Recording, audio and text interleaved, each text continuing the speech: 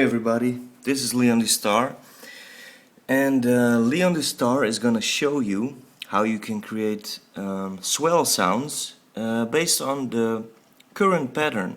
So with minimal effort you can just make a nice build-up which you can use to do smooth transitions, what I also described in my previous videos. So yeah, check those out as well. So yeah, let's begin. Suppose we have this pattern. Then what we need is to resample just a small portion. Maybe that's already enough. And now we're gonna create a loop of some harmonic content. So yeah, maybe let's choose a small piece like this. A bit more. And let's also set this end a bit. Then let's start the looping, and for that we need to turn on the keyboard. Maybe can use a bit more. That already sounds good, but the beginning was a bit yeah, this is it. So I'm gonna do a truncate here as well, because it will save up some space.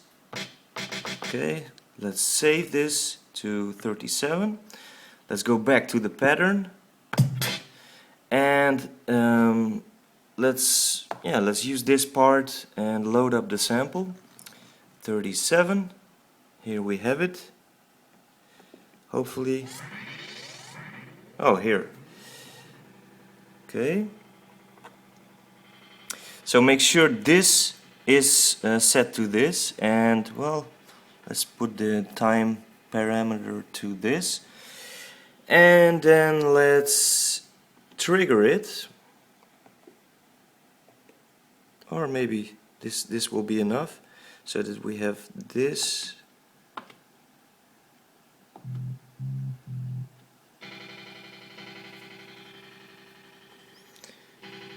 Maybe a bit more.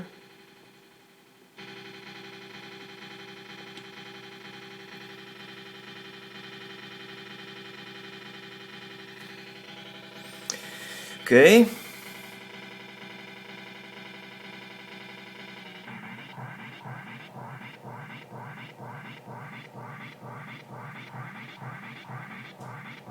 Okay. Now let's turn down the button. And let's press stop.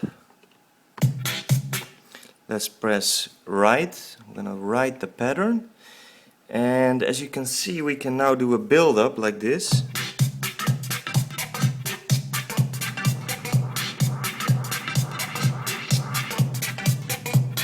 And we can use that to jump to the next pattern and have a smooth transition.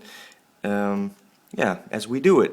So I'm gonna jump to another pattern, and while I do that, you can hear this swell sound. So I will give you a small demonstration.